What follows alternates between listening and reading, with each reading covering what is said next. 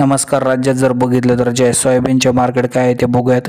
दिनांक 13 मे 2025 रोजीचे आज जर बघितलं तर जे मार्केटमध्ये म्हणावं तशी तेजी आपल्याला ठिकाणी पाहायला मिळत नाही. राज्यामध्ये बघितलं तर जे आज पुणे जिल्ह्यामध्ये कमीत कमी 3,700, सरासरी 4,100 तर जास्तीत जास्त 4,400 रुपयापर्यंत मार्केट पाहायला मिळत आहे.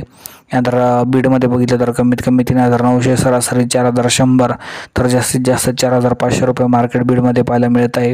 यानंतर जर बघितलं तर नागपूरमध्ये कमीत कमी 3,700 तर जास्तीत जास्त 4,400. यानंतर नाशिक लासलगावमध्ये बघितलं तर कमीत कमी 3,800, सरासरी 4,100 तर जास्तीत जास्त जर बघितलं तर जे आहे त्या ठिकाणी आपल्याला मार्केट 4,400 रुपये पाहायला मिळत आहे.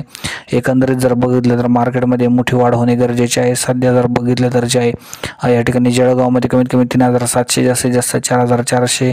यानंतर सोलापूरमध्ये जर बघितलं तर कमीत कमी 3,900 तर जास्तीत जास्त 4,400.